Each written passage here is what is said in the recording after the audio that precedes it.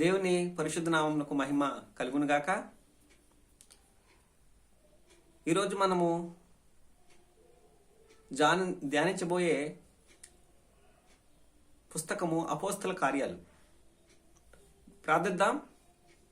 మహాపరిశుద్ధుడా, ప్రేమగల తండ్రి, నీ పరిశుద్ధ పాదమునకు, నీ ఘనమైన నామమునకు వేలాది స్తుతులు స్తోత్రం ప్రభువా. నాయన, ఈ అపోస్తల కార్యాల నుంచి మేమేమి నేర్చుకోగలమో, ఎంత క్షుణ్ణంగా నేర్చుకోగలమో, పౌలు గారి గురించి కావచ్చు, పేతురు గారి గురించి కావచ్చు, నాయన ఏమీ నేర్చుకొని వారిలాగా పౌలు గారు ఒక మాట అన్నారు, నాయన నేను క్రీస్తు పోలు నడుచుకున్నట్లుగా మీరు నన్ను పోలు నడుచుకున్నది. నాయన మిమ్మల్ని పోలి మేము నడుచుకునే వారంగా ఉండటానికి, నీ వాక్యంలో ఉన్న సారాన్ని గ్రహించి నీ చిత్తానుసారంగా చేయడానికి నీ మహాకృప కనికరం దయచేయమని యేసునామంలో ప్రార్థిస్తున్నాను తండ్రి, ఆమేన్. మనము మత్తయి సువార్త, మార్కు సువార్త, లూకా సువార్త, యోహాను సువార్తను మనము ధ్యానించాం. ఆ తర్వాత మనకి కనబడే గ్రంథము ఏది అంటే అపోస్తుల కార్యాలు. యేసుక్రీస్తు ఆరోహణమైపై వెళ్ళిపోతున్నప్పుడు శిష్యులకు చెప్తారు, మీరు యెరూషలేములో వేచి ఉండండి, నేను ఆదరణకర్తను మీకు పంపిస్తాను అని చెప్పి ఆయన వెళ్ళిపోయారు. ఆదరణకర్త ఆ రోజు పరిశుద్ధాత్ముడు అపోస్తుల మీద అందరి మీదకి, అక్కడున్న 120 మంది మీదకి వచ్చి వారిని బలపరిచినట్లుగా మనం చూస్తాం.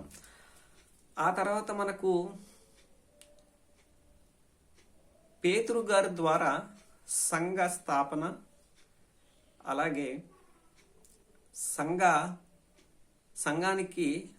సంఘంలోకి పేతురు గారి ద్వారా 3000 మంది, ఆ తర్వాత 5000 మంది, ఆ తర్వాత సంఘము విస్తరిస్తున్నప్పుడు అనేక మంది శిష్యులు చేర్చబడుతున్నప్పుడు, సంఘము విస్తరిస్తున్న వేళ వారిలో 7 పరిశుద్ధాత్మ ద్వారా నిండుకున్న వారిని వారు ఏర్పరచుకొని వీరికి వారు పరిచారకులుగా వారిని నిర్ణయిస్తారు.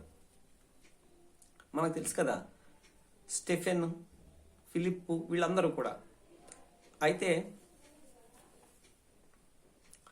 ఆ తర్వాత మనం చూస్తాము సంఘానికి హింస రావటం, శిష్యులందరూ కూడా అపోస్తులు తప్ప మిగతా వారందరూ కూడా చెదిరిపోవటం, చెదిరిపోయిన వారు అనేక ప్రాంతాలకి వెళ్ళిపోయి వారు సువార్త ప్రకటన చేసి అనేక మందిని శిష్యులుగా మార్చినట్లు మనము చూస్తాం.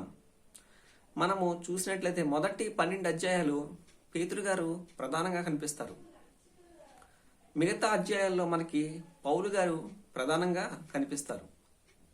పౌలు గారు అన్యజనులకు స్వార్థను ప్రకటించే క్రీస్తు సాధనంగా మనకు కనిపిస్తారు. ఇక అపోస్తుల కార్యాల్లో మనము చూసినట్లయితే పౌలు గారి జీవిత చరిత్ర మనము క్షుణ్ణంగా తెలుసుకుంటే అపోస్తుల కార్యాలు మనకు వివరముగా అర్థమవుతుంది. పౌలు గారు క్రీస్తులోకి రాకమునుపు ఆయన జీవితం, ఆయన ఏ విధంగా ఉన్నారు, ఆయన క్రీస్తులోకి వచ్చిన తర్వాత ఆయన ఏ విధంగా ఉన్నారు అనేది మనము తెలుసుకోవాలి. ఎందుకనగా ఈ అపోస్తుల కార్యాల్లో 28 అధ్యాయాలు, ఆ 28 అధ్యాయాల్లో ఎక్కువగా మనకు కనిపించేదే పౌలు గారు. 16 అధ్యాయాలు మనకి పౌలు గారే కనిపిస్తారు. ఆయన పరిచర్య, అన్యజనులు ఆయన చేసిన పరిచర్య, అనేక సంఘాలు కట్టడం, అనేక మందిని శిష్యులుగా మార్చడం మనము చూస్తాం. అయితే పౌలు గారు యేసుక్రీస్తు రక్షకుడిగా ఈ భూమి మీదకి వచ్చినట్లు ఆయన ఈ సత్య సువార్తను అనేక ప్రాంతాలకి తీసుకువెళ్ళిపోయిన వారిలో పౌలు గారు అగ్రగణ్యుడిగా మనము చెప్పుకోవచ్చు. అలానే అపోస్తులందరిలో కూడా చివరివాడైనప్పటికీ వారందరికంటే ఎక్కువ సేవ చేసిన వాడుగా మనకి పౌలు గారు కనిపిస్తారు. అలానే పౌలు గారు నూతన నిబంధనలో మొత్తం 27 పుస్తకాలు ఉంటే ఆ 27 పుస్తకాల్లో సగానికి పైనే పౌలు గారు రాశారు. కారణము ఆయన ఆయన వాక్య పరిచర్య కావచ్చు, ఆయన బోధించే విధానం కావచ్చు, కాస్త ప్రత్యేకంగా ఉంటుంది. కారణం ఆయన కొన్నిసార్లు ప్రేమిస్తూ, కొన్నిసార్లు గద్దిస్తూ, కొన్నిసార్లు వాక్య ప్రకటన చేసినప్పుడు గద్దిస్తూ, ప్రేమిస్తూ, అలాగే హెచ్చరిస్తూ, తర్కిస్తూ, లేఖనంలోని దృష్టాంతములని చూపించి యేసే క్రీస్తని వారికి ఒప్పించే ప్రయత్నం ఆయన చేసేవారు. ఆయన ఆ ప్రయత్నం చేసినప్పుడు అనేక మంది రక్షించబడ్డారు, అనేక మంది ఒప్పుకున్నారు, కొంతమంది వ్యతిరేకంగా కూడా పౌలుకి లేచినట్లుగా మనకి తెలుస్తుంది. మనము అపోస్తల కార్యాల్లో మనము చూసినట్లయితే పౌలు గారు తన పత్రికల్లో తన గురించి తాను ఏం చెప్పుకుంటారు అనేది మనం చూసినట్లయితే పౌలు గారు తన గురించి తాను ఏం చెప్పుకుంటున్నాడు, తను ఎవరు అని మనం చూసినట్లయితే మొదటిగా మొదటి తిమోతికి పౌలు గారు తిమోతికి రాసిన మొదటి పత్రికలో మొదటి అధ్యాయంలో 12వ వచనంలో తాను ఎవరిని అని చెప్పుకున్నట్లుగా మనం చూస్తాము. అంటే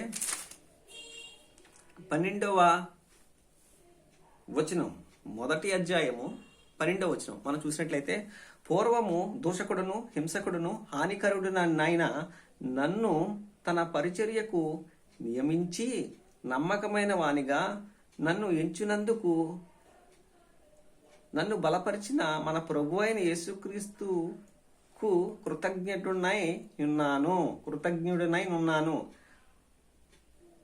పూర్వము తను ఎలాంటి వాడో తను చెప్తున్నాడు, తను ఎలాంటి వాడో తను వివరిస్తున్నాడు. ఎలాంటి వాడంట? దూషకుడను, హింసకుడను, హానికరుడను.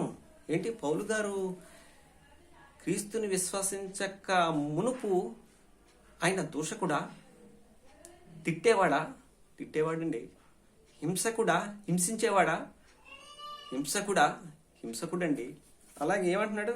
హానికరుడు, హాని చేసేవాడు, కొట్టేవాడు, సమాజ మందిరంలోకి వెళ్ళి స్త్రీ పురుషులను జుట్టు పట్టుకుని బరా ఈడ్చుకొని వాళ్ళని చెరసాలలో గెంటేసిన వాడే ఈ పౌలు. కారణం మతం, యూదా మతం అనే పిచ్చి. అలాగే మనము గల్తీలు రాసిన పత్రికలో కూడా మొదటి అధ్యాయము మనం చూసినట్లయితే గల్తీలు రాసిన పత్రికలో కూడా ఇదే మాట చెప్తాడు ఆయన. 13వ వచనం మనం చూసినట్లయితే, పూర్వమందు యూదా మతస్థుడనై ఉన్నప్పుడు నేను దేవుని సంఘమును అపరిమితముగా హింసించి నాశనము చేయొచ్చు నా పితరుల పారంపర ఆచారమందు విశేషాసక్తి గల వాడనై నా స్వజాతీయులలో నా సమాన వయస్కులైన అనేకుల కంటే యూదా మతంలో ఆధిక్యత నొంది తిని. ఎలాంటి వాడంట? పూర్వము మందు యూదా మతస్థుడనై నేను దేవుని సంఘమును అపరిమితముగా, అంటే సంఘాన్ని హింసించేవాడు, క్రైస్తవుల్ని వారిని చూస్తేనే వారి మీద వెర్రి కోపం, దూషణ, హింస, క్రైస్తవులు కనబడితే చాలండి మండిపడిపోయేవాడండి. ఆ సంఘాన్ని హింసించేసేవాడండి, సంఘాన్ని చెల్లాచెదురు చేసేసేవాడండి. వాళ్ళు ఎలాంటి వారైనా, మంచివారా చెడ్డవారా అని చూసేవాడు కాదు. సంఘాన్ని నాశనం చేయడమే తనకి ప్రాణాధారమైనట్టుగా భావించేవాడు. అలాగే స్టెఫెన్స్ చావుకు కూడా సమ్మతి తెలిపిన వాడిగా మనం చూస్తాం. అపోస్తల కార్యాల్లో 7వ అధ్యాయంలో మనం అది చూస్తాం. అపోస్తల కార్యాలు మనం 7వ అధ్యాయం చూసినట్లయితే 58వ వచనం మనం చూసినట్లయితే, ఆ పట్టణపు వెలుపలికి అతన్ని వెళ్ళగొట్టి రాళ్ళు రువ్వి చంపిరి. సాక్షులు సౌలు అను ఒక యవ్వనుని పాదముల వద్ద తమ వస్త్రములను పెట్టిరి. స్టెఫెన్ను ఆ రోజు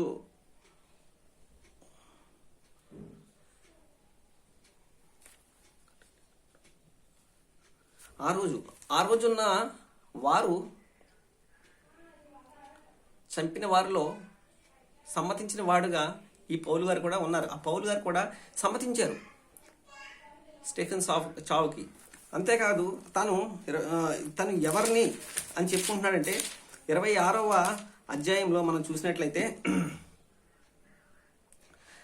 తను ఎలాంటి వ్యక్తిత్వం కలిగిన వాడో చెప్తున్నాడు. తన గురించి తాను చెప్తున్నాడు. ఈ పత్రికలో కావచ్చు, అపోస్తల కార్యాల్లో కావచ్చు, ఆయన రాసిన పత్రికలో కావచ్చు, పౌలు తన గురించి తాను చెప్పుకుంటున్నాడు. నేను ఎలాంటి వాడిని అంటే పూర్వము నేను ఎలాంటి వాడిని అంటే చెప్తున్నాడు. చూడండి, నజరేయుడైన యేసు నామమునకు విరోధముగా అనేక కార్యములు చేయవలనని నేను అనుకుంటుని. యెరూషలేములోను నేను అలాగనే చేసి తిని.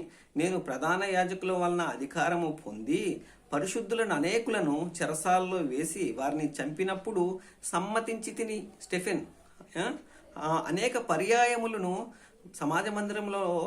సమాజ మందిరములన్నిటిలో వారిని దండించి వారు దూషణ చేయనట్లు దేవుణ్ణి దూషించలాగా, యేసుక్రీస్తుని దూషించే విధంగా బలవంత పెట్ట చూచితిని. మరియు వారి మీద మిక్కిలి క్రోధము గలవాడినై ఇతర పట్టణమునకు వెళ్ళి వారిని హింసించుచుంటిని.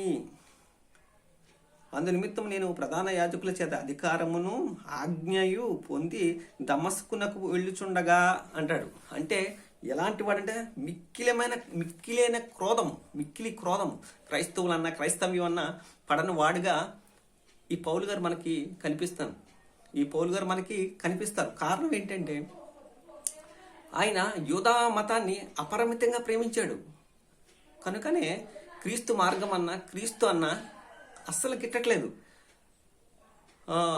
పౌలు గారు ఎక్కడ పుట్టారు, ఆయన ఏ పట్టణస్థుడు అని మనం చూసినట్లయితే ఆయన కిలికియా రాష్ట్రంలో తార్సు అనే పట్టణానికి చెందినవాడిగా మనకు కనిపిస్తాడు. ఇదే మనం చూసినట్లయితే 21వ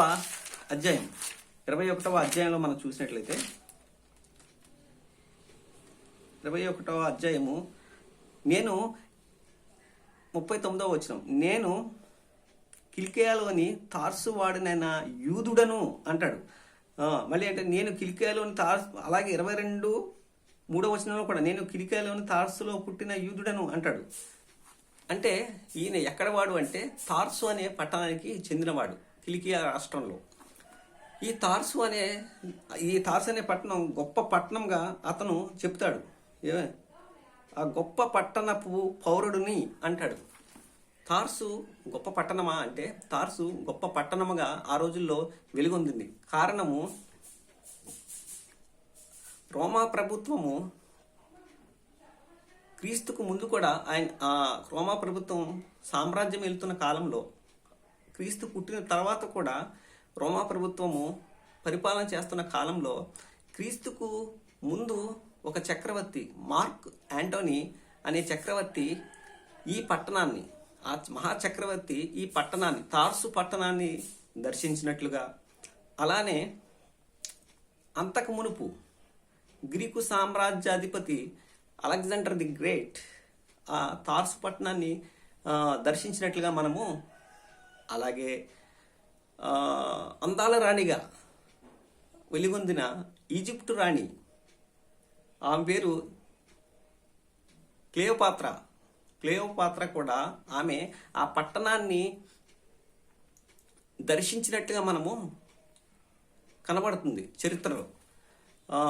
ఆ చరిత్రలో కనబడుతుంది మనకి. అంటే ఇది గొప్ప పట్టణముగా వెలుగొంది చరిత్రలో నిలిచిపోయింది. కారణం ఏంటంటే అనేక మంది ప్రముఖులు ఆ పట్టణానికి వెళ్ళటం, ఆ పట్టణాన్ని దర్శించటం. కారణం అక్కడ అనేక విధాలైన సౌలభ్యాలు ఉండటం. తార్సు అనే పట్టణం సముద్ర తీరానికి ఆనుకునున్న పట్టణంగా, వాడరేవులు అక్కడ ఉన్నట్టుగా మనకి తెలుస్తుంది. తార్సులో ప్రధానంగా మనకి ఉండే వృత్తి ఏది అంటే అక్కడ చేతితో కుట్టబడిన ఉన్నితో చేతితో కుట్టబడిన అనేక బట్టలు, పరదాలు, అలాగే తివాజీలు, అదే దుప్పట్లు, అలాగే వాడలకు వాడే పరదాలు కావచ్చు, డేరా బట్టలు కావచ్చు, అక్కడ చేతితో కుట్టబడిన అనేక వస్తువులను ఈ ఓడరేవు నుంచే ఎగుమతి చేయడం మనం కనబడుతుంది. ఈ ఓడరేవు నుంచే ప్రపంచ నలుమూలకి సరుకులు ఎగుమతి అయ్యేవి ఈ ఓడరేవు నుంచి. దాంట్లో ప్రధానంగా వారు చేతి వృత్తిని, చేతితోనే అవి కుట్టి వాటిని చక్కగా డిజైన్ చేసి అవి ఎక్స్పోర్ట్ చేసేవారు అన్నమాట. ఈ తార్సు పట్టణానికి అంత ప్రాముఖ్యత ఉంది. పౌలు గారు కూడా ఆ పట్టణస్థుడే కాబట్టి యూదుల్లో ఒక కట్టుబాటు, ఒక సాంప్రదాయము, ఒక గొప్ప అలవాటు ఉంది. ఈ రోజుకి కూడా అది ఉంది. యూదుల్లో ఎవరైనా సరే ప్రైమ్ మినిస్టర్ కొడుకు కానించి ఒక నార్మల్గా ఉన్న వ్యక్తి వరకు, అంటే సాధారణ కుటుంబంలో ఉన్న వ్యక్తి కుమారుడితో సహా అందరూ కూడా మిలిటరీలో పనిచేయాలి. 3-4 సంవత్సరాలు మిలిటరీలో ట్రైనింగ్ పూర్తి చేయాల్సిందే. వాళ్ళు ఎవరైనా సరే, వాళ్ళు మగవాళ్ళైనా సరే, ఎవరైనా సరే, ఆడవాళ్ళైనా సరే, మిలిటరీ ట్రైనింగ్ అనేది కంపల్సరీ చేయాల్సిందే. అది వారికి ఒక అలవాటు, గొప్ప కట్టుబాటు. ఆ రోజుల్లో కూడా యూదులకి ఒక కట్టుబాటు, గొప్ప అలవాటు ఏంటంటే, ఆ రోజు నుంచి ఉంది ఈ అలవాటు. వారు బాల్యంలోనే ఏదో ఒక చేతి వృత్తి మీద పట్టు సాధించాలి. వారు చిన్నప్పటి నుంచే యూదులు ఆ అంటే ప్రాథమిక విద్యతో పాటు చేతి వృత్తిని కూడా వారు నేర్చుకోవాలి. అది యూదులు కంపల్సరీగా వారు పాటించే పద్ధతి. ఆ క్రమంలోనే పౌలు గారు డేరాలు కుట్టడంలో నైపుణ్యత సంపాదించాడు. ఆయన చిన్నప్పటి నుంచే తను బాల్యంలో నుంచే తను ప్రాథమిక విద్య కొనసాగిస్తూను మరొక ప్రక్క వృత్తి విద్య, చేతితో కుట్టబడిన డేరాలు విద్యలో పట్టును, నైపుణ్యతను సంపాదించిన వాడిగా మనకి కనిపిస్తాడు ఈ అపోస్తుడైన పౌలు. అది మనం ఎక్కడ చూస్తామంటే ఆయన సెకండ్ మిషనరీ జర్నీ, అంటే 16వ అధ్యాయంలో ఆయన సెకండ్ మిషనరీ జర్నీ స్టార్ట్ చేస్తారు. 18వ అధ్యాయంలో ఆయన ఫిలిప్కి వస్తారు. 16వ అధ్యాయంలో ఫిలిప్ నుంచి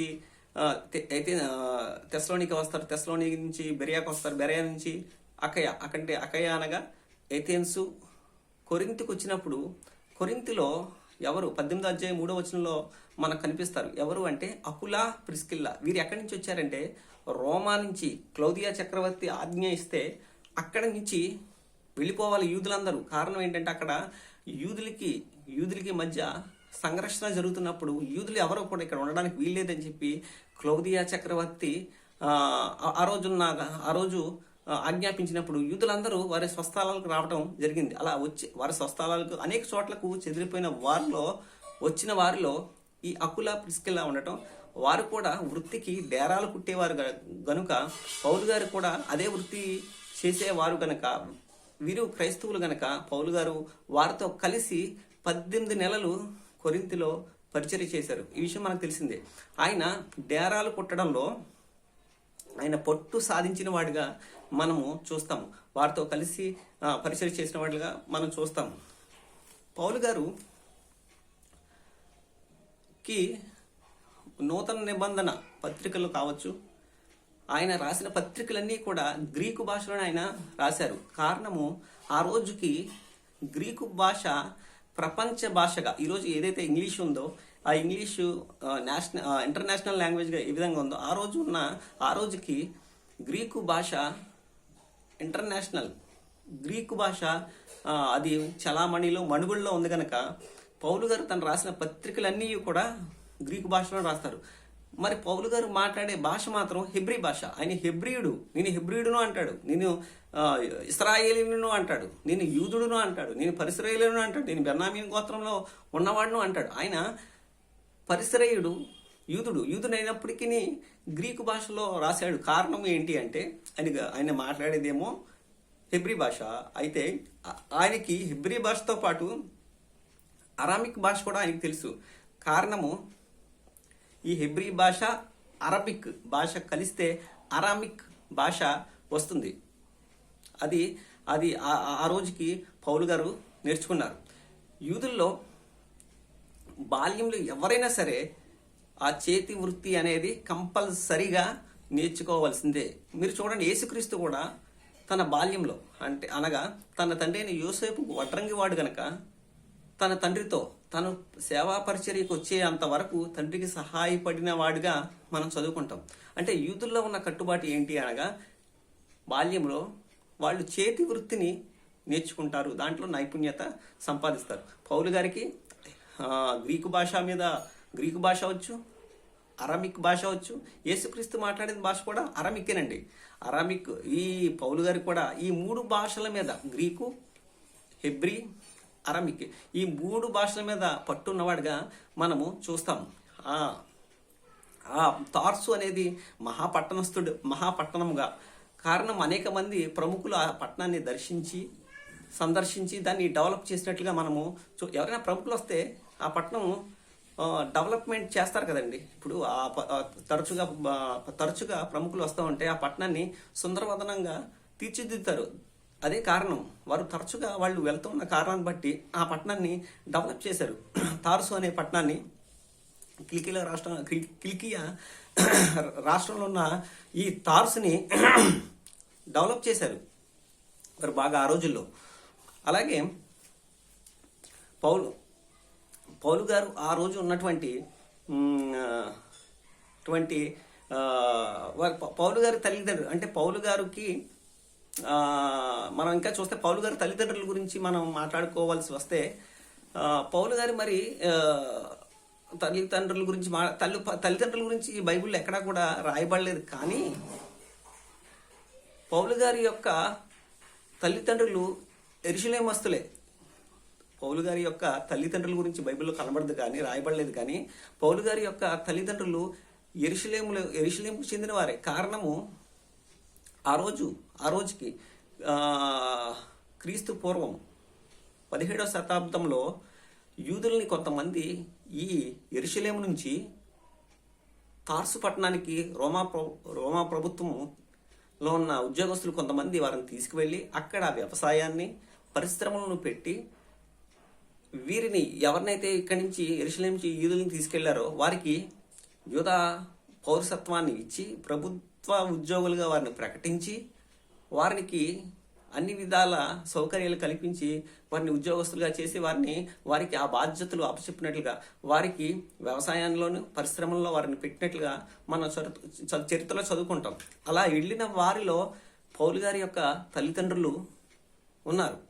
అలాగే ఆ పౌలు గారు తండ్రి రోమా ప్రభుత్వ ఉద్యోగి కాబట్టి, రోమా పౌరసత్వం కలిగిన వాడు కాబట్టి పౌలు గారికి కూడా ఈ రోమా పౌరసత్వం అనేది వచ్చింది. అందుకనే నేను పుట్టుకతోనే